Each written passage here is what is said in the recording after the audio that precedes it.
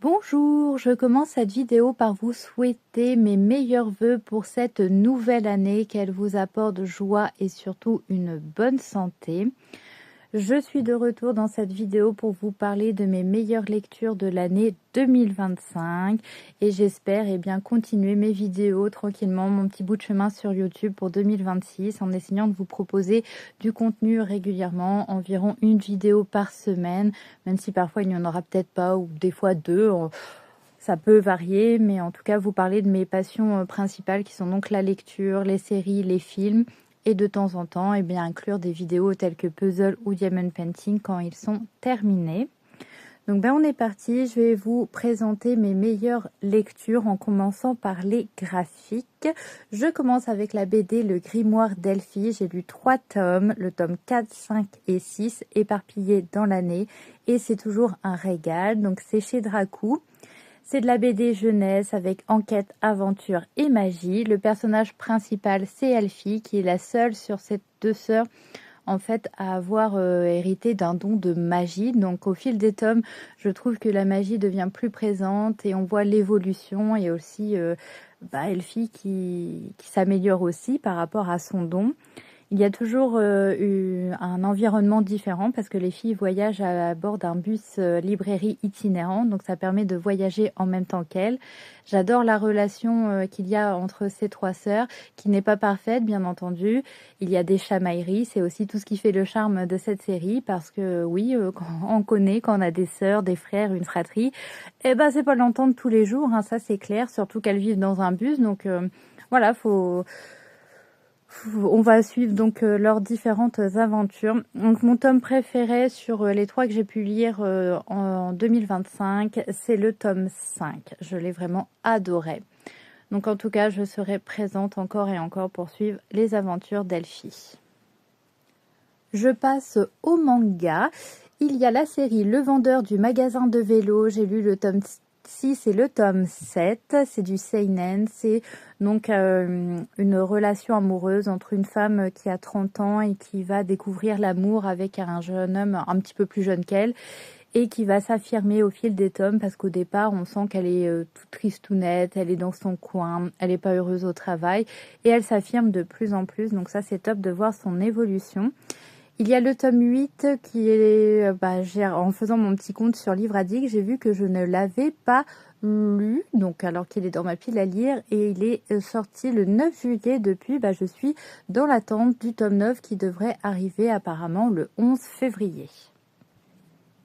La série The One, j'ai lu 1, 2, 3, 4, 5, 6, 7. J'ai lu 7 tomes sur l'année. Donc c'est une série qui est terminée en 18 tomes. Je possède déjà l'intégralité de ce shoujo chez moi. Donc je n'ai plus qu'à finir cette série. Ça va se faire tranquillement pour cette année 2026. C'est chez Meian et j'adore. On est dans l'univers du mannequinat. Au départ, Lily, c'est une ado et petit à petit, on la suit dans son évolution de carrière, dans ses relations amicales amoureuses. J'ai une préférence au niveau des personnages masculins pour Eros, l'un des jumeaux. Donc voilà, j'espère que ça se finira tel que je le souhaite. On verra ça courant de l'année. En tout cas, j'aime beaucoup. Il y a un petit côté à l'ancienne aussi dans ce manga que j'apprécie particulièrement. J'ai lu Scar and Romance et je me suis mis à jour parce que j'ai lu du tome 1 au tome 6. J'ai adoré, c'est chez Pika, c'est du shoujo comme toujours, c'est mon genre préféré dans les mangas. Et donc depuis je suis dans l'attente parce qu'en fait le tome 6 est sorti le 4 juin 2025 et depuis plus de tomes. Alors j'espère que cette année on en aura plusieurs quand même. Parce que ouais, je les ai enchaînés assez vite. J'ai adoré. Franchement, c'était trop bien cette romance avec une fille et un garçon qui est un tout petit peu plus âgé qu'elle. J'adore les dessins. J'ai vraiment adoré ce manga. Et la dernière série que je vous présente, c'est You're My Soulmate, qui est ma série préférée sur l'année 2025 et qui, si je faisais un top 10 de manga, se retrouverait évidemment dans mon top. J'adorais encore Pika, encore du shoujo, c'est de la romance et j'adore les personnages principaux, mais aussi les amis qui vont graviter autour d'eux. La relation, j'adore voir comment elle se développe entre eux, c'est trop mignon, les dessins, c'est un coup de cœur, bref, j'aime tout dans ce manga. Donc j'ai pu lire du tome 4 au tome 6 et a priori le tome 7 serait prévu pour le 1er avril 2026. J'ai essayé de voir un petit peu.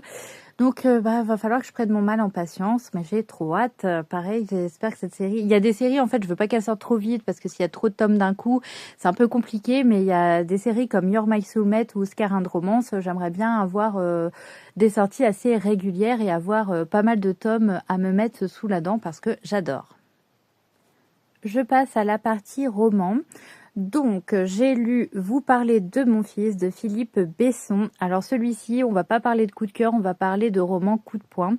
Nous sommes exclusivement dans le point de vue, dans la tête d'un père dont son fils s'est fait harceler. Donc c'est révoltant, c'est poignant. C'est le roman au coup de poing, c'est lu très vite. Il n'y a pas beaucoup de pages, mais il y a tout ce qu'il faut. Et moi, le harcèlement scolaire, c'est une thématique qui me percute et qui fait très peur. Donc voilà, j'ai adoré ce livre et on n'en ressort pas forcément indemne. Ça fait vraiment de la peine quand on le lit. Ensuite, il y a eu La fille qui aimait les abeilles de Santa Montefiore qui est aussi sorti en poche avec un changement de titre, Partant d'amour et de guerre. On est tout à fait dans le genre d'histoire que j'adore, double temporalité, avec une partie qui se déroule en 1937, donc près de la guerre. On va suivre Grace qui va se fiancer, mais qui a aussi qui développe un amour interdit. Et son cœur va être déchiré entre deux hommes. Et nous suivons en 1973 Trixie, qui est la fille de Grace, qui est amoureuse, qui rêve de quitter l'île, son île natale. Elle rêve de grandes villes, d'aventures, d'amour. Donc deux personnages différents qu'on va suivre, deux histoires différentes, mais finalement d'une même famille. Le cadre était... J'ai adoré. C'était un joli coup de cœur, cette histoire. J'étais très contente de l'avoir lu.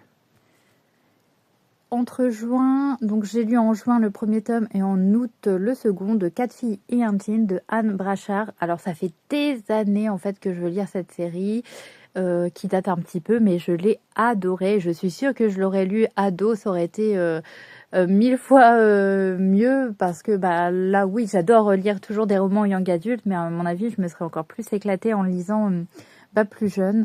Nous suivons donc 4 meilleures amies qui vont passer pour la première fois un été séparées les unes des autres, mais elles vont garder contact, notamment grâce à un jean qu'elles vont s'échanger à chaque fois. Elles vont s'envoyer donc par la poste. Et ce que j'aime bien dans cette série, dans ce premier tome, c'était qu'on était un petit peu à l'ancienne, sans les réseaux sociaux, sans les téléphones à outrance, et que c'était par courrier, donc fallait patienter pour recevoir le jean, pour recevoir des nouvelles. C'était super de suivre donc ces 4 ados.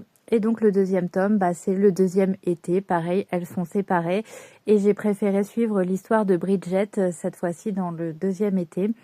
C'était trop bien, donc cet été je serai au rendez-vous pour continuer cette série parce que c'était franchement trop bien. Et le dernier coup de cœur que j'ai eu, en fait, s'est déroulé en décembre et vous n'avez pas eu encore mon petit avis lecture dessus dans mon vlog lecture. Il s'agit de Écrit notre histoire, c'est de Tilly Cole. C'est la première fois que je lisais cet auteur qui a eu un gros succès avec 1000 baisers pour un garçon que je souhaite lire. Ça se fera un jour. Donc c'est une histoire qui est vraiment très triste. Je pense qu'il faut être dans le bon mood pour l'aborder puisque nous allons parler de maladies graves chez des adolescents. Il leur reste une dernière chance pour s'en sortir, c'est de participer à un essai clinique et c'est là que June va rencontrer Jess. Elle rêve d'écrire des romances, des belles histoires d'amour, mais jusqu'à présent elle n'en avait jamais vécu. C'était magnifique. Ce n'est pas que tristesse, ce roman. On a une vision différente du monde grâce à ces adolescents, puisque tout est vécu plus vite, plus fort, quand on ne sait pas pour combien de temps on en a encore sur cette terre. Les amitiés, les amours, c'était très beau, très bien dosé. Ouais, évidemment, j'ai eu les larmes aux yeux, j'ai pleuré parce que c'est fort en émotion comme histoire. Donc, c'était vraiment super de terminer l'année avec un roman coup de cœur. Pour vous parler de mon année en chiffres, je suis à 77 lectures, 35 mangas, 29 romans, 12 BD, un comics. sachant que je ne m'impose aucun objectif. Il y a des années qui sont plus prolifiques que d'autres. Là, je trouve que c'est plutôt pas mal, un bon équilibre entre roman et manga, mes genres de lecture préférés. N'hésitez pas à me lister en commentaire vos meilleures lectures de l'année 2025 et je vous dis à très vite dans une prochaine vidéo.